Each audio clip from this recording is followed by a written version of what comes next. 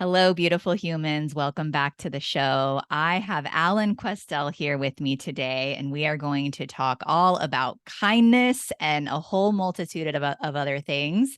He is an author, a teacher, and a director, and we're going to talk all about what that means to him. Would you like to say hello? Hi, everybody. And Lindsay, thanks so much for having me on the show. I'm really happy to be here. Yeah, so I always like to ask the question, I have your bio here, but it's always, better coming from you. Mhm. Who are you? And, I did love in your bio, you are a teacher and there's this down to earth style of teaching that you speak of and understanding humor and a gentle human perspective, which all of that I absolutely resonate with. And it's very much my style of teaching as well. So I'd love to just hear, yeah, a little bit about that and just kind of what brought you to this work in this place and time. Well, uh, often when someone asks me that question, I start out with more professional things, but I think today I'm going to start out with something more personal. Yes, Um, I love it. yeah, and that is my dad in the later years of his life, he ran out of money. And fortunately, my brother and I were able to support him. And then he developed dementia. And finally, we had to put him in a home. It was a pretty nice home. It was down in Florida, where he was living half time with my stepmother, and she was going to New York for the summer to visit her kids and grandkids. And then I thought he's going to be all alone. There's, all his friends are leaving Florida for the summer, and I was never really that close to my dad. There was no bad feeling, but it was just kind of a neutral relationship. And I got it in my head to, since he was going to be all alone, I thought I'm just going to start calling him every day. And I was in California then, and it was the time zones worked out pretty well. And I started calling him every day for about 5 minutes. And I did that for 3 years. And that single event taught me more about what it means to be kind to someone than just about anything else I've done. And it taught me not just in the sense of the act of it, because I think kindness is an act. When we talk about kindness as compassion or empathy, those are aspects of it, but it's the action that's most important, I think. And what I encountered during all that time were all the resistances I had and struggles I had around it. And again, the learning about just being consistent with something in a kind act. And it was, of course, at the time, I wasn't thinking I was doing a kind act. I was just calling my dad because he was alone. And later on, as I reflected on it after he passed away, I'd still pick up the phone every morning. Oh, it's gone. Yeah, I did that for about a year. And I realized that that taught me a great deal. And I actually still have people in my life like that, some young people, some older people. I don't call them every day, but call them once a week, once a month. And every time they're like so happy to hear from me. You know, Mm. it's so I think that's more the personal and emotional beginning of what led me to the book, and I include that in everything I teach and all the contexts I teach in too.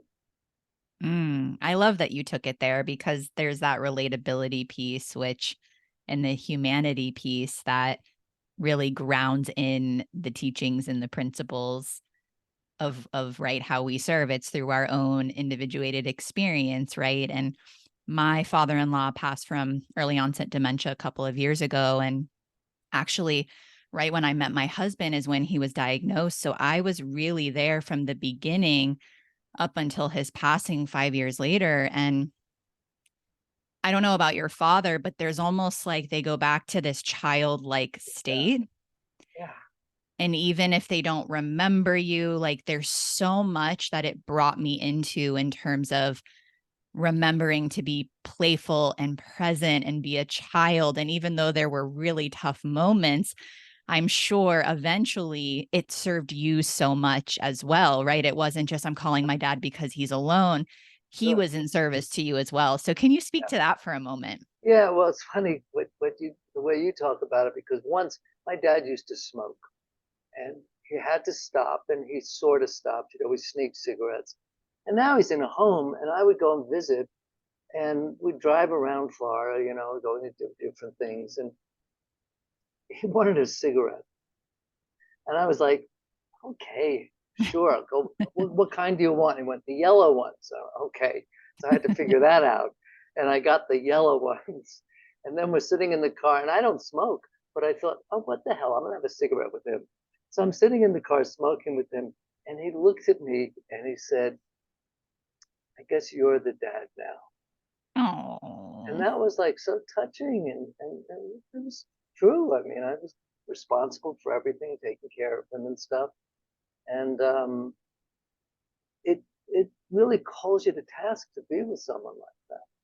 To spend, like, I would go and visit for a week, and to spend all day with someone who didn't talk a lot, who ate so slowly it was unbearable. I could finish 2 baskets of rolls by the time he got to his dessert or something. And to learn patience with him, and to find the sweeter moments, the gentle, playful moments like we were talking about. yeah. And he would do these things that, I look back, one thing he did that was really, he'd run out of money, like I said. So when we put him in a home, I call him one day and he tells me he has $138. And I went, what? Where'd you get that? And I said, put it away. Wait, because I was going to visit in a couple of weeks. I said, I'll be there in a couple of weeks. And every day he's telling me about his money, and he's counting it on the phone, and saying, what's going on here? And I get there. I have to show it to you. Oh, I don't have it with me. I'll do it like this. I get there, and I said, show me your money. He goes, oh, yeah. And he pulls out $3, and he starts counting it. 1, 2, 3, 4, and he just had $3. He was counting, and it was so sweet. And I said, put it away. He said, does that work for you? I said, no, I work for a living. And then when I was gone, he'd lose the $3, and I'd call him, and he'd be hysterical, like the stock market crashed. Oh. And I would call the front desk, and I said, give him $3 again. And it all Mm, came back, and he was so thrilled. So, and yeah. the thing is, like when you say to be present for those things, that's a challenge.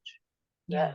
That's, in a sense, it's almost our work with ourselves, because I know so many people who avoid those things. They Yeah. don't do it. They don't come to it. And even, in the book on kindness, I actually start out with the idea that this can be a challenge.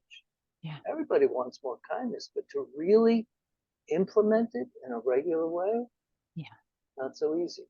So Mm, that's when we have to be kind with ourselves, gentle with absolutely. ourselves, make mistakes, fail, get up again. Yeah. I love this, anecdote because it really, you talk about the being present to the sweet moments, right? Like those micro moments. But what you're speaking of is we can't really actually get there unless we're present to and allow and Yeah. be in relationship with the moments that are challenging, that trigger us, that challenge us, that create emotions within our being. And that is why this is really the impetus of my work. And Mhm. so yeah, let's talk about that and talk about your book, because you had this like pivotal moment, and of course when we're in it we don't realize the profound nature of that experience, but it sounds like it really catalyzed you Oh, into, yeah. I get to be with this. I get to move with this. This isn't always easy. I'm going to sometimes say the wrong thing or, lose my patience or whatever it is. But ultimately, you're healing and you're helping your father heal. And then, of Yeah. course, the kindness and really just exudes from us once we meet that part of ourselves. So I'd love to hear, yeah, the principles of your teachings and some of the teachings of your book. And No? let's hear it from you. Yeah. Okay. So maybe a more concrete beginning was when I was creating a workshop around self-image. And my main work most of my life has been teaching the Feldenkrais method, which is a movement technique that's based on learning theories. And I work with people with orthopedic and neurological problems, professional athletes, dancers, actors, and anyone who really wants to produce a shift in their self-image. So as I was creating this workshop on self-image, I started to think that, I think our self-image is a reflection of how much we like ourselves or how much we don't like ourselves. So if I have a good self-image, I like myself. And if I don't have such good self-image, I don't like myself. And then after playing with this idea, I started to think, this is my job to help people like themselves more. And of course, I've done it primarily through the Feldenkrais method. And I can give you, so Feldenkrais, I teach Feldenkrais trainings. That's what I direct. And they're 4 years long. I mean, 2 months a year, so they're long. And I'm with the same people for a long period of time, so I really get to know them and watch them develop and grow, which is great too. But the first time I really started teaching this was quite a number of years ago in Australia. And when I graduated this group, I'd call someone's name and I'd give them their certificate and I'd give them a hug. I can't tell you how many people whispered in my ear, I like myself more now. Mm. And I thought, that made it all worthwhile. Now, I want to be clear. This idea of liking ourselves more, I'm still learning to like myself more. So it's not, by no way a finished product, but nor will it ever be. And an outcome I didn't expect through all this is that being kinder or liking myself more, like the things I write about in the book, I feel pretty skilled at. But now the next step for me to be kinder or like myself more is even more challenging. So that's that challenge I was talking about before. Mm-hmm. To grow ourselves, we have to invest in something like that. So this process of liking yourself more is, and I always ask groups, I say, is there anyone here who doesn't want to like themselves more? And they make the same smile you just made. Everyone wants to like themselves more. Even people say, I already like myself. It's great. Right. Like they're like, I got it, right? Yeah, you got it. Well, hang in there. There's more, And but that's very much an intrapersonal process we do within ourselves. And then one day I happened to do some small kind act for someone. I don't remember what it was. And I realized in the next moments, I liked myself more. And I thought, oh, that's the link to the outside world, to do acts of kindness. And not to do the acts of kindness so I can pat myself on the back and say, oh, now I like myself more. It's that they're genuine things that we can do and practice daily. Because, the title of the book, Practice Intentional Acts of Kindness and Like Yourself More, of course, it takes off of the bumper sticker, Practice Random Acts of Kindness, which is brilliant. I love that. I used to have that on my car. I think that's a great bumper sticker. And those are great stories, those random acts of kindness. But then the question is to be good at anything. And I really make that a strong statement. Anything we need to practice. It doesn't just happen once. If it happens once and we get good at something, we're lucky. But most of the time we need to practice. And even if we're good at it, if we practice it, we get better at it. People who practice a lot recognize that. So we don't stop practicing them. So then I really started to think, well, what are things that were small enough that we could replicate every day, have access to more kindness in our lives? Because most of the time, when we want more kindness, I think we bite off more than we can chew. And then we fail, or we don't succeed, and then we beat ourselves up, and we stop. And it's like getting a gym membership, you're going to go, I got a plan, I'm going to go every day. Okay, now I'll go 3. Maybe I'll go next week. And all of a sudden, the year's gone by. And do I reinvest in it again or not? Something like that. And so I was really looking for everyday moments that could make a difference and build and grow into a kinder person, someone who likes themselves more. I call that the gym membership for the soul.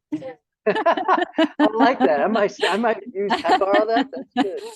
Yeah, because it's a practice, right? Like it's a muscle. And when we're repatterning and reprogramming, we get to be intentional. I love that you included that intentionality, because random could be very few and far between to where it's not really moving the needle forward. I do want to ask you this question though, because I think a lot of the way that we're modeled and wired is, oh, I'm going to do this in order to get, right? I'm going to Right. practice this act of kindness in order to feel better about myself, in order for somebody to eventually do something for me, in order for me to feel whole because I don't already feel whole and complete. So I'd love for you to talk about that and the difference in how to move through life in that way of knowing that, of course, the kindness within our being and of course the kindness that we will receive will expand, but not because we're trying to get somewhere or get something from somebody else. Yeah.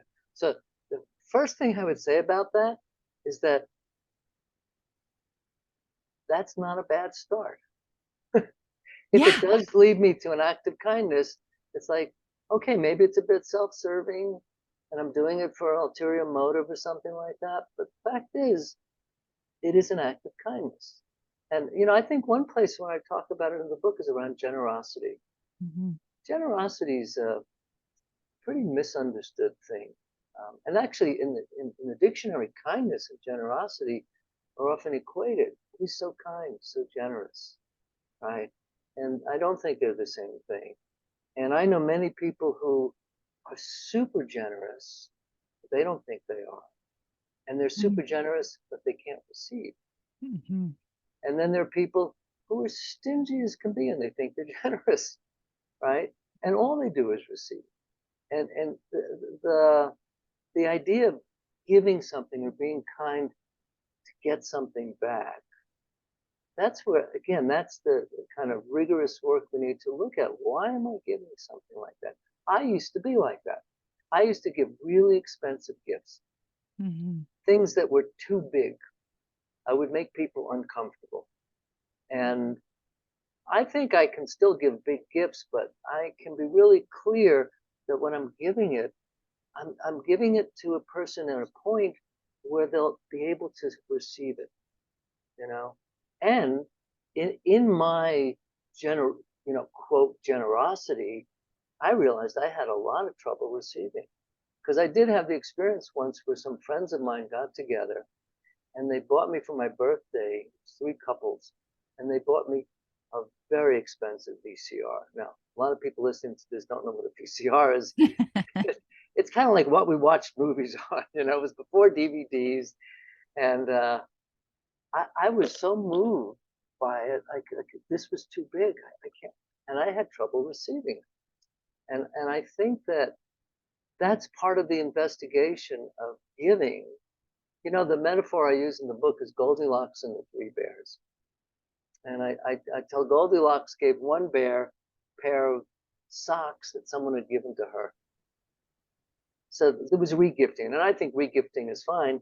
But there's no thought. Will this person really want these socks? Is it the right color for them? All of that. And then to one of the other bears, she gave a huge, big, tremendous widescreen TV. And of course, the bear was overwhelmed, and now the bear has to think, do I have to give such a big gift from now on? And what's the purpose of doing that?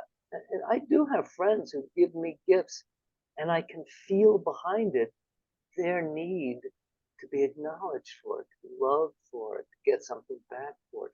And I don't judge that. I think, okay, I'm going to receive the gift.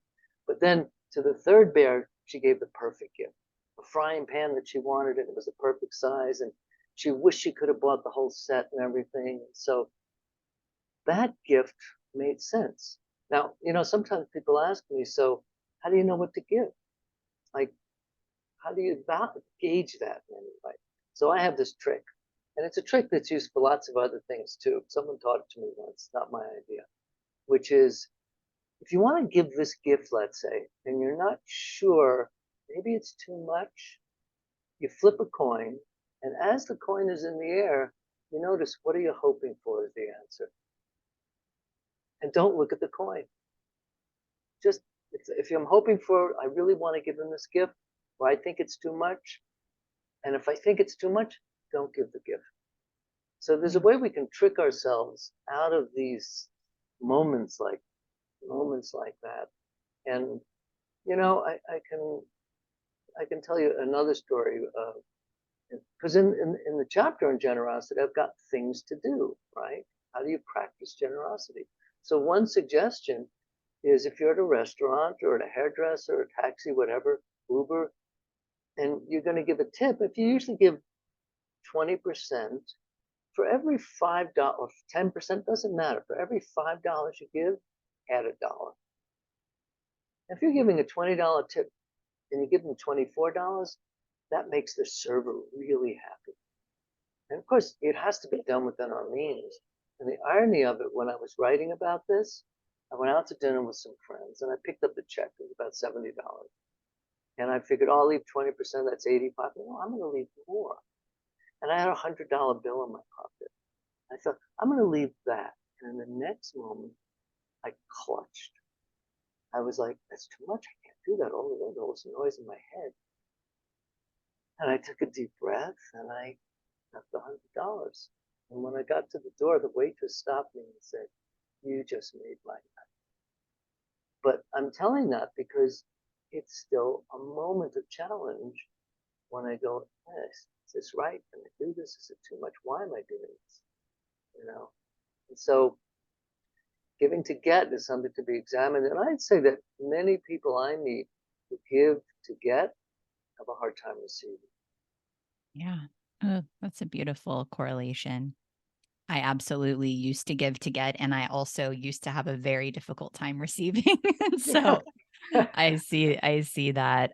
That's been especially stepping into motherhood. Many of the podcast listeners know that I'm stepping into motherhood and just really being in that receiving state and accepting support and help and all of that, and just noticing, oh man, there's still, like you said, I'm a masterpiece and a work in progress in the same breath. Like there's Right. still more. And I do love that you talked about starting where you are right at the beginning when you were answering that question. Like if there is a sense of like, I'm doing this because I want to like myself, right? Or I'm doing this because I want to feel a certain way or get something in return. Really being okay with that. I mean, there's so much judgment around where we think we want to go. And I love that you presence, that's a start, and Yeah. just allowing that as a start. Yeah. Yeah. And that's where we need to be accepting of ourselves and not beat ourselves up so much. You know? It's, Yeah. and being a human being is not so easy, you know, It's not so easy what we not sign so up for. easy, you know. Yeah. Yeah. So I do have a question, because you said that kindness and generosity, you have differing definitions of those, but then you did say that there's like a section in your book on practicing generosity in your kindness book. So can you differentiate for us what your definition of those terms are and how you like the interconnectedness of them in your teachings? Well, a kind act could be a generous act. The act of giving could be kind, right? But the act of not giving could be kind too, right? And that's where they're not the same thing. That sometimes it's better to withhold something. It's a story I have in the book from a friend of mine who was a therapist, and she was at her friend's house to have dinner, and they had a 3-year-old, and the 3-year-old came in with a bag of M&Ms. It's like, I want M&Ms, I want M&Ms. And the mother said, you can't have them now. We're going to have dinner in a few minutes. And of course, the kid starts to lose it. And the mother says, okay, wait, you can have 3 M&Ms. And the kid was satisfied with that, of course, and walked away, was happy, and ate her dinner too. And my friend, who was a therapist, she said to her, I can't believe you let her manipulate you like that. And she said, you know, she has to learn there are some battles she can win. What she doesn't know is right now, I'm choosing those battles. And I think that's such a great example of like, how much do you give? When is it important not to give, right? A kind act like tough love, which I write about too, that's hard to do tough love with someone, because in tough love, it can be seen, it can show up in a way of saying no to something, or it can show up with just a kind of honesty. And when I talk about honesty, I want to differentiate that from criticism. They're not the same thing, right? Like I had a student in a training in Australia. So she came to make up time from another program in Australia. She was there for a month and then she left. And I give her some attention, but she's not my main student body, so she's on the periphery. And then she came for another segment for a month. And I was like, oh, you're back. Okay, great. And then she came a third time. And at this point, I said to her, how much more time do you have to make up? And she said, this is it. And I said, well, you should have transferred to my program rather than doing all this piecemeal stuff like this. And unfortunately, I didn't really feel that she was ready to graduate. And I also thought, I was like struggling, is this my responsibility? Or is this is the responsibility of the educational director from her original program? I kind of went back and forth, and I thought, well, I'm not going to interfere because that's really not my role. So she graduated while she was in my program, and I said to her, can we have a coffee together? She knew something was up. She said, are you going to drop a bomb on me? And I said, no, no, no, I'm not going to do that to you. And I sat down with her and I said, look, this might be an awkward conversation, but I think you need to have someone share an honest perspective with you. And that is, I don't think you're ready to graduate. And she got, really started to get out. I said, look, I'm not saying you can't become a practitioner. I think you can for sure. But I think you need to practice more.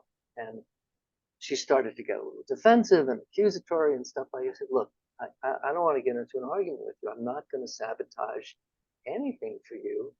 I'm telling you that for you to get better at this, I think you need to practice for maybe a couple of years without charging money to see what it's like to learn like that. So you don't have the pressure of producing a result which money creates for people, and see how that goes. And again, it was not an easy conversation. And I saw her about a year and a half later, and she said, that was so helpful. Now, was that kind? Yeah. Was it easy? No. If I asked her at that moment, I'm being kind to you, she would go, this isn't kind, this is blah, blah, whatever she felt it was. And so kindness is something that is right for the moment with the person that we're dealing with. Is it, and again, withholding something. So many parents, kids who go through money like crazy, and to give them more money, it's not kind. It perpetuates this misuse of the money, the misuse of themselves, and the false idea that it's okay to do something like that. So I think kindness and generosity can be the same thing, and then they can split. Yeah. And become two different things. Yeah. Thank you for clarifying that. That definitely resonates. And, I'm a recovering people pleaser, and I used to. That's a 12-person program. Sorry, Of course. Yeah. It's, I noticed when I really did this deep internal work that the people pleaser in me was actually more afraid to have the conversation that I would feel would be kind and open and loving, and also fierce and stern and empowered, or whatever it was. And the other person may think it's unkind. I noticed myself stopping myself from having these conversations really because I was afraid of what the conflict would do to me. Right. Yeah. So we think we're like protecting the other person and, we don't want to hurt their feelings. But for me, it was really about, I don't want them to get mad at me. I don't want them to never talk to me again. I want to belong. I want them to like me. And so I love that you differentiated that to be kind is sometimes doing the hard thing, is having the hard conversation, is being transparent and in integrity. And I feel that that's what the world needs more than ever. Yet, right, so much of humanity doesn't know how, right? There's the triggers and the projections and the accusations. And so maybe if you can speak to that a bit, because it's like the more we connect with ourselves, the more that we know who we are, we're not frazzled as much or shaken as much by, right, that student. Yeah. Right. You were prepared for what she was going to say and how she was going to respond. And then she thanked you. It took time, but then she eventually ended up thanking you for being in your integrity with what you felt. I actually don't know that I was prepared, but I felt that I had to do it, Yeah, and that because if I waited till I felt prepared, I probably wouldn't have done it. I love that. I think that's true for me at least. And I'm going to go off a little bit, but then return to exactly what you're talking about because it's something else I write about in the book. And I could tell you a story of I was traveling home from Europe. I'd been teaching for a month, and I was tired. And I was sitting on the plane, and I started thinking in a week and a half I had to go on a trip, and I became completely overwhelmed. Just like, oh my God, what am I going to do? And somehow I caught that moment. And I was able to ask myself this simple question: Alan, is this a good time to be thinking about this? And the answer was no. You're stuck on a plane. You don't have material. You can't prepare anything. You're tired. Let it go. And that lasted maybe for an hour. And then my mind went off again and I started doing it. And I was like, wait, is this a good time to be thinking about this? No. And what I've discovered is that whenever that question comes up, the answer is always no. Always no. And then, so I talk about that, and then I talk about two other mantras which relate more, I think, to what you're talking about. I got them from a therapist friend. And one is, again, you have to catch the moment that you're in that loop, right? To say, I'm driving around in a bad neighborhood. This isn't serving me. And the other one is more when I'm having an internal conversation with someone, I'm making up a conversation with them. And I just catch that and go, oh, I'm at a dead end. Because I don't know how they're going to respond. That's why I couldn't be prepared for her because I have no idea what would occur. And in it, I talk about exactly what you're talking about, which is if you're in that loop of having that conversation with someone, or if someone brings up someone's name and now you have to tell the story about them and how they hurt you and blah, blah, blah. Or if I hear their name and now I just start grumbling about it for the next 2 days or so, the next hour even, doesn't matter how long, that's the moment where we have to ask them. I have to ask myself the question, okay, maybe I need to have a conversation. Now, there's three possibilities. One is I can say, I'm just going to let this go. And if I do, great, but I've not been so successful in that because the conversations come up again. Or I can talk with them. But sometimes that's too daunting. So then maybe I need to see a counselor or someone to talk this through, to get more insight and perspective about it, so that when that does happen, and I'm not suggesting that negative thoughts or conversations no longer happen. I'm suggesting that maybe we don't spend as much time in those conversations. That I can go, oh, I'm doing it again. I don't need to do that. And then, I'm very clear because when I talk about having these conversations, because the only way we get good at these really difficult conversations is by having a lot of them. No one wants that. Like I had this realization once, and I got to be really careful when I say this, that the experience where you see an email from someone and you just go, oh, no. Or the phone message is there and you go, oh. And one day I realized, oh, these are my best teachers. Yeah. These are the ones who demand that I move beyond that initial feeling and do that. But then in the book, I talk about, like, you can't say to someone, I think we need to have a conversation. You're setting up for a really defended conversation when you do that. Or we need to talk, or I have to talk to you about something. Those don't work. And you don't know what's going to work. You have to try different things. But some of the better things are, you think it's possible that we have a conversation? Or I have a need to talk about some things. Would you be willing to have a conversation about it? And if the person says no, then I'm done. There's nothing I can do. I have no recourse then. Then I have to learn how to let go then when something like that happens. And I think that, when I talk about this, I haven't met someone yet who doesn't have this experience of these looping conversations, unfinished business kind of stuff, wanting to say something that I can't say, I don't know how to say. And I agree. that I think when we don't do it, we're protecting ourselves, but we say we're protecting the other because we don't want to hurt their feelings and stuff. But really, I'm just a little bit scared. And Yeah. that's the kind of courage it takes, you know?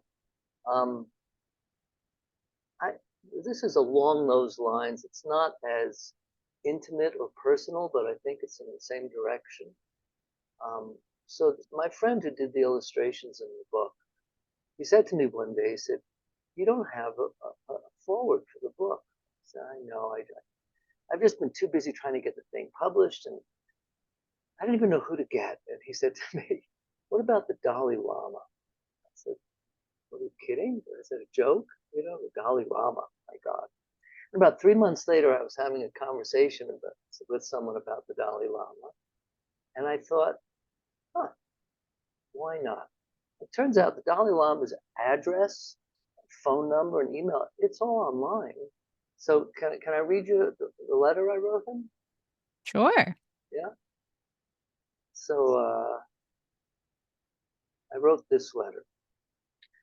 To His Holiness, the Dalai Lama, I write to you with the utmost respect and admiration, with a request if it's something you think would be of value in bringing more kindness to the world.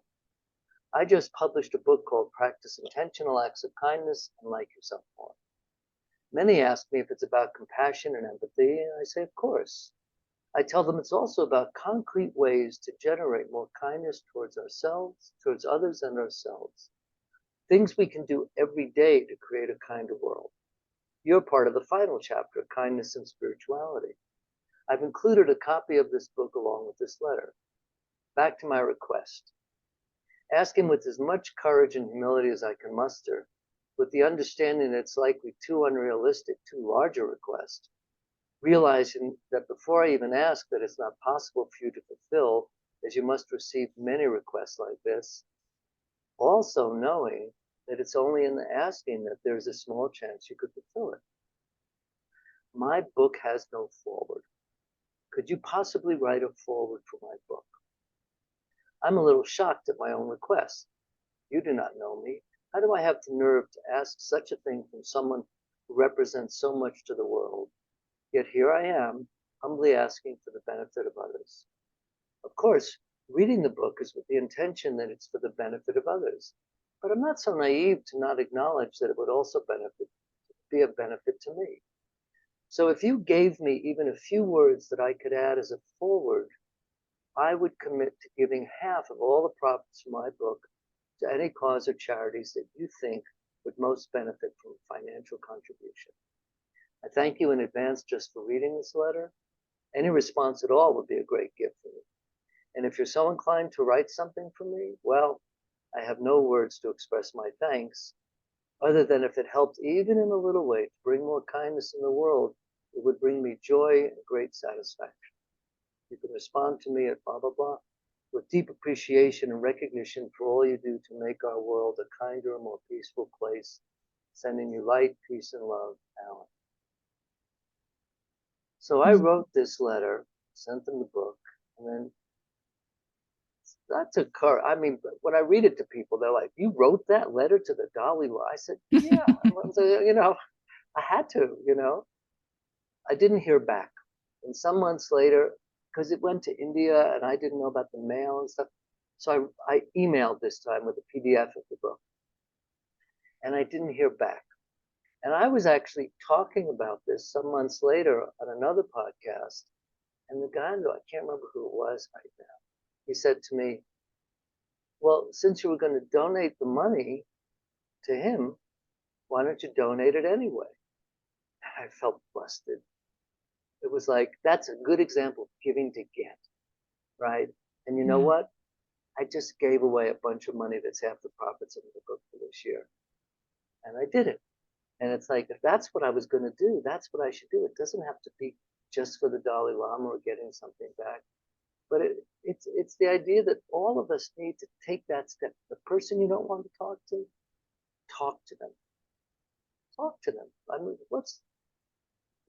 you know what in one of my programs, they were going to do a practicum where they were going to work with the public. And I said, what's the worst that could happen? And they say, oh, they'll report us to you, or they'll get hurt, or you'll kick us out of the training. I'm saying, no, this is the worst that could happen is someone would die. And they were shocked that I said that. And I said, so, but if you think about that now, reporting you or kicking you out of the training, it doesn't seem so bad anymore, does it? Because no one died. And it's the Mhm. same thing with talking to someone. Right? That's we need to push ourselves a little.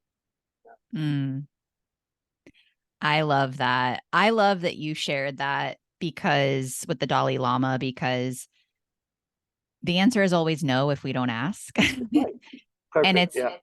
and it's the same with, you know, like repairing relationships, or I believe we learn through all relationships. And so if we're willing to have those courageous conversations and willing to do the hard thing, we see our relationships begin to flourish. And I love that you talk about the practice because I've seen it in my own life.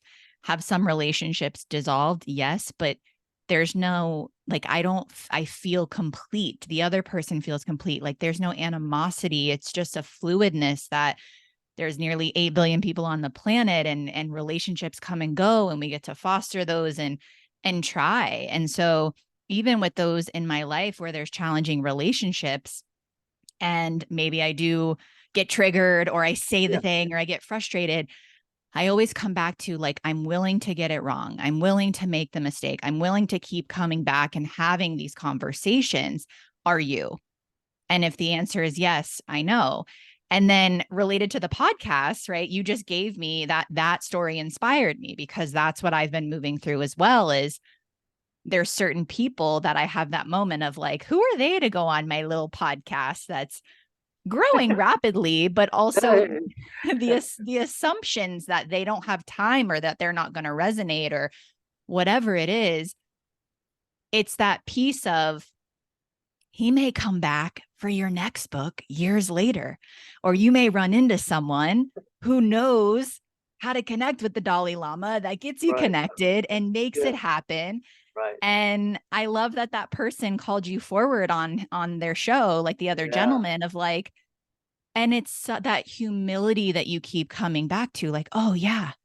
And you just basically communicated to source, the universe, whatever we want to call it, like, I'm doing it. I'm Yeah. here. Like, I'm committed. And who knows what that's going to look like with the unfolding. And maybe you'll get someone else that is even more exhilarating Right. in that moment. And so I really just wanted to thank you for that, right? Because whether we're having the hard conversation with a family member or asking someone like the Dalai Lama to write the foreword of our book, it's really the same through line Right. of relationship dynamics, coming home to ourselves, like really, like you said, learning to like ourselves more and through those intentional acts. So yeah, this has been powerful. Is there anything you want to add before we wrap up and we let people know how they can get in touch with you and get their hands on your book? Well, it's funny that you said that because when people say, "Is there anything I'd like to add?" I'll say what I often say, but then people say, "Don't you want to tell them where to get your book?"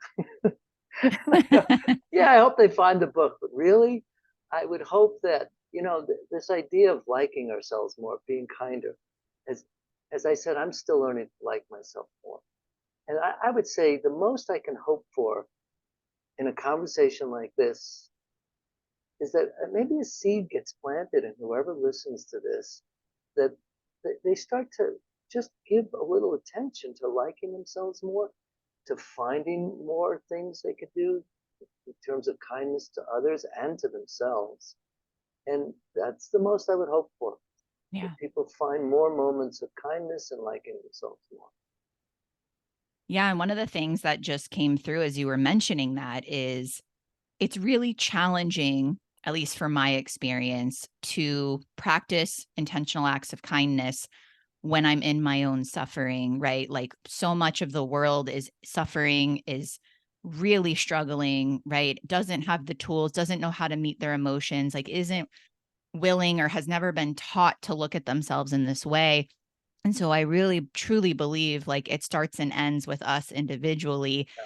And as we do that and stabilize from the inside out more, it's like that practice, like you said, it just becomes a byproduct of our beingness. Right. Would you agree with that? Oh, 100%. Yeah. Absolutely. As a matter of fact, when I finished the book, it was at a time where, and this is not about politics or anything, where Trump was not elected, Biden was elected. And the thing was, Trump got almost 50% of the votes. And it's like, what a world we're living in. And I started thinking, wishing for, wouldn't it be great if there was someone that all of us in the world go to help us navigate these challenging moments? Yeah.